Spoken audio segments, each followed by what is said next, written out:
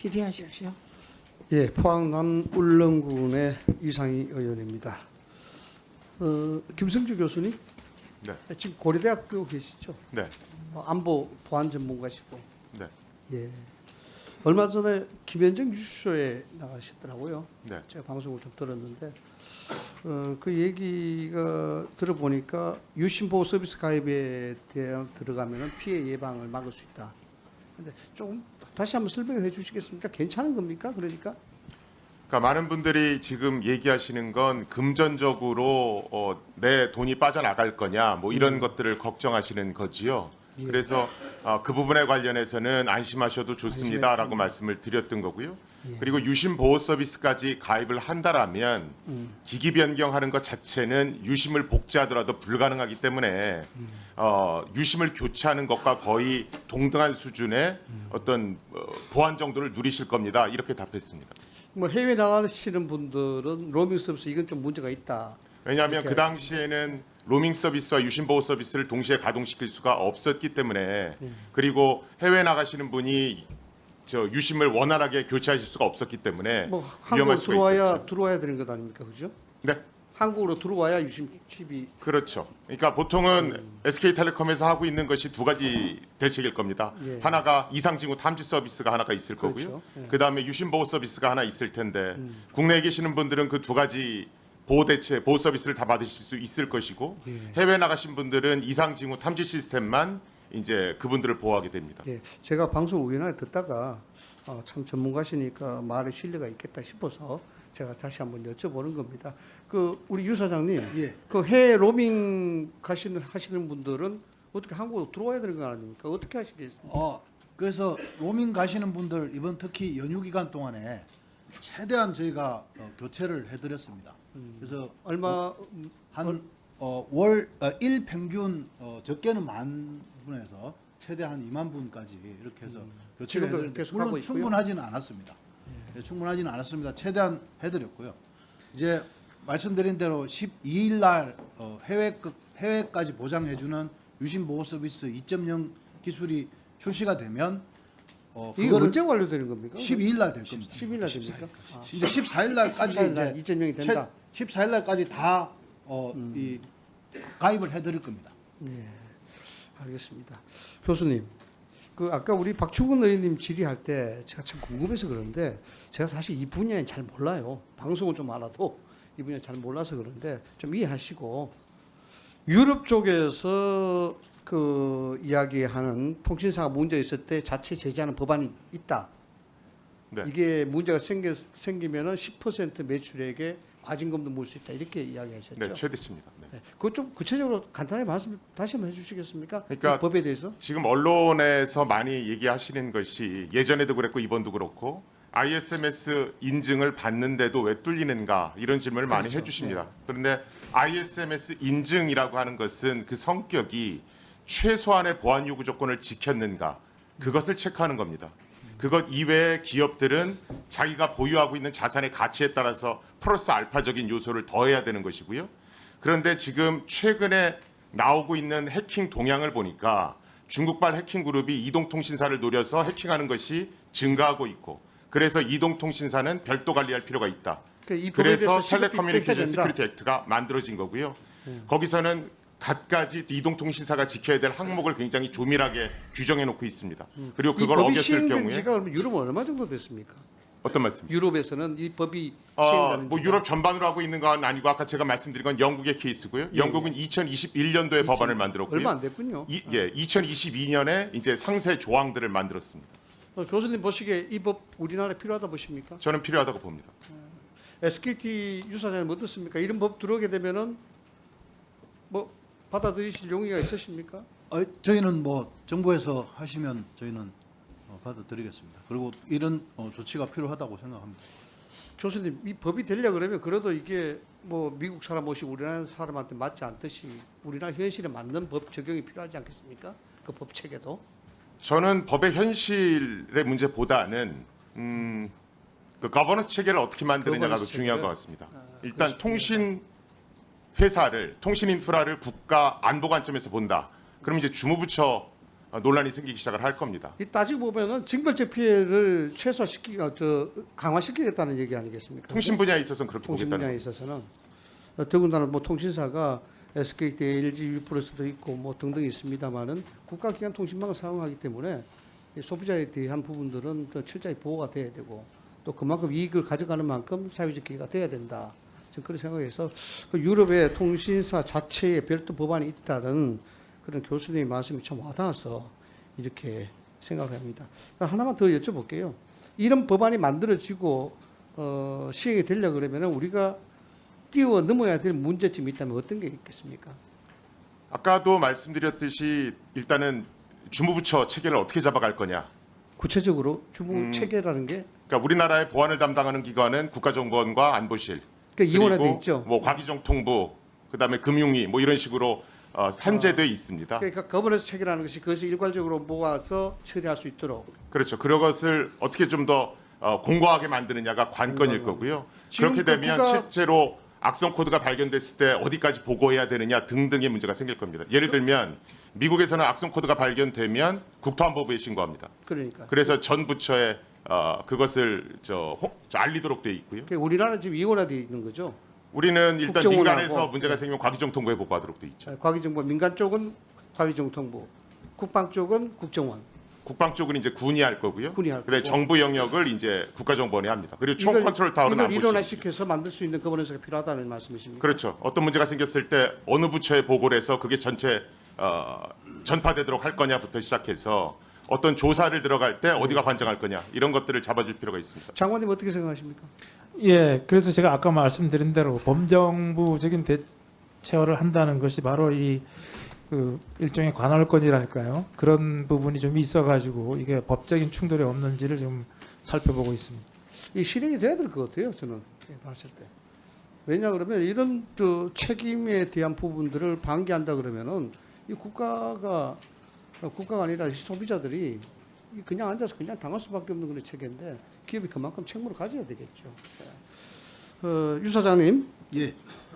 지금 SKT의 직영 대리점이죠. 예. 직영 대리점이 전국에 한 몇 개 정도 있습니까? 직영 대리점이라 하면 이제 저희 자회사가 직영 대리점입니다. 그게 한 350개 정도. 350개. 그럼 대리점은 몇 개 정도 됩니까? 그 매장은 2,600개입니다. 2,600개. 예.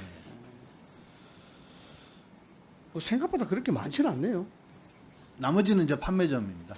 판매점까지 합치면 몇 개? 정도? 판매점은 뭐 10,000개가 넘는 걸로 알고 만 있는데 개가 거기는 넘고. 저희만 하는 게 아니라 통신 3사를 다 다루고 있습니다. 통신 3사를 예. 다 다루고. 다 다루시는 자영업자십니다.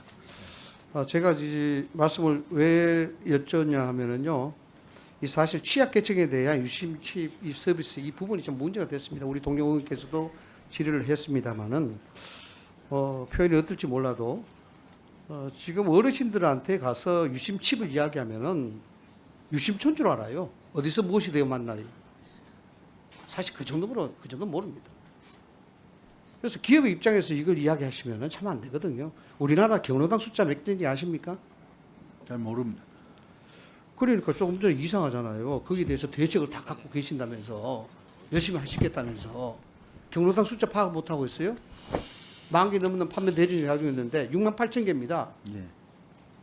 그러면 그 68,000개 판매점 구분을 다 하셔가지고 그 방문하셔야죠. 맞지 않습니까? 그래서 지금 태도가 잘못됐다는 겁니다. 취약계층, 특히 어르신들 유심칩이 뭔지도 모르는데 그 길거리 나와 줄 서 기다려요. 그런데 지금 동료인 이야기할 때 다 준비하고 있다 하지 않습니까? 경로당 숫자도 모르는데 무슨 준비를 해요? 어떻게 하시려고? 문제 있는 거 아닙니까? 예. 말씀해 보세요.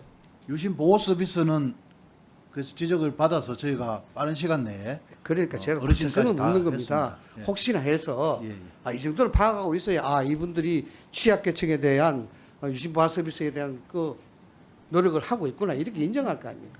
예. 경로당 숫자도 모르고 앉아 있는데 이거 뭐 어떻게 믿습니까? 그러면 노인분들, 어르신분들 다 올라오시라 그럴 겁니까? 가서 해, 가서. 그게 기업이 고객들한테 예의죠. 예. 의원님 말씀. 25만 명 이탈하셨다 했죠? 그죠? 예. 25만 명. 아까 말씀하시기에 어림잡아 10만 원 정도 하면 2,500 정도, 그죠? 피해죠. 기업에는 직접 손실 있고 간접 손실 있죠. 이것으로 해서 직접 손실이 2,500억이라는 겁니까? 아까 100만 기준으로 했을 때 그렇습니다. 100만 기준으로 했을 때 100만 명 정도 어떻습니까? 추이가 지금 가입자가 늘어나고 있는 탈퇴 숫자가 이탈 숫자가 줄어들고 있습니까? 어떻습니까? 추이가? 이탈 숫자는 뭐 연휴긴 하지만 지금 뭐 현재 좀 그 추세로 있는 걸로 알고 있습니다. 추세가. 예. 그럼 이제 정체돼 있다 이거죠? 그러니까 이탈을 하고 계십니다. 그럼 아까 어떤 근거로 7조 원 정도 손실 예상한다고 하셨죠? 이제 위약금이 면제가 되면 이제 그건 직접 손실 아니잖아요. 그건 간접 손실. 간접 손실이죠. 직접 손실 이제 바로 그러니까 매출이 이렇게 줄어드는 손실입니다. 제가 왜 말씀을 드리냐 그러면은 직접적 손실에 대한 부분들은 어차피 감수를 해야 됩니다. 아까 조금 전에 그 동료원들 질의도 있었습니다만은 어제 최태근 회장이 안보에 대한 부분 이게 뭐 국방 전체 나라의 문제 비슷하게 이렇게 이야기하셨는데 그 지적했듯이 프레임 전환을 봐요. 그 약관에 보면 기책 사유가 있을 경우에는 위안격을 물어넣어야 된다. 뭐 이 얘기 있지 않습니까? 그죠? 그것이 어쩌면은 최태근 회장이 소송을 염두에 두고 이야기했는지도 몰라요. 왜? 규칙 사유가 분명하니까. 이거 어떤 식으로 프레임을 돌려야 되거든요. 그렇게 느껴집니다. 그러면은 SKT가 이런 큰 중대한 사건을 이렇게 놓고 거기다 도의적인 책임을 안 진다는 비난에 있을 수밖에 없는 거예요. 7조 원에 대한 부분이 어떻게 들으면 아 이거 참 큰일 났구나. 이 징벌적 피해 보상이 너무 심한 거 아니냐 이렇게 볼 수도 있지만은 여기는 간접 직접 다 포함하는 겁니다. 예를 들어서 가정을 하자 그러면 2,500 정도 직접 손실하고 나머지 부분에 수조 원의 피해 발생한다 그러면은 그거는 고객을 계속적으로 영속적으로 확보하는 차원에서 서비스를 어떻게 계산해서 해준다든가 이런 식으로 하면 간접 손실 다 막 할 수 있어요. 그러고 고객 유지 계속 할 수 있고 그게 기업 장사 아닙니까? 그렇게 야근깨를 써서는 안 된다는 겁니다. 아마 그런 머리 돌리고 계실 거예요. 그래서는 안 돼요. 우생마사란 말 아십니까? 소는 살고 말은 죽는다는 얘기예요. 급류가 휘슬러 내려가는데 말은 자기 힘만 믿고 급류로 거슬러 올라가다 힘에 지쳐서 힘이 빠져서 죽고요. 소는 물살에 몸을 맡기고 흘러 내려가다가 급기야 삽니다. 지금 SKT는 말이 죽는 형국이에요.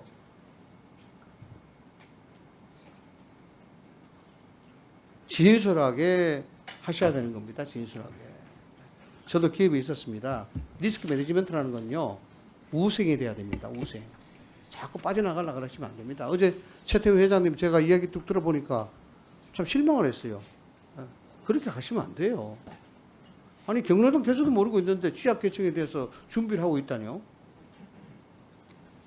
관광버스 대제례가 어르신 모시고 서울에서 다 유심 교환해 드릴 겁니까?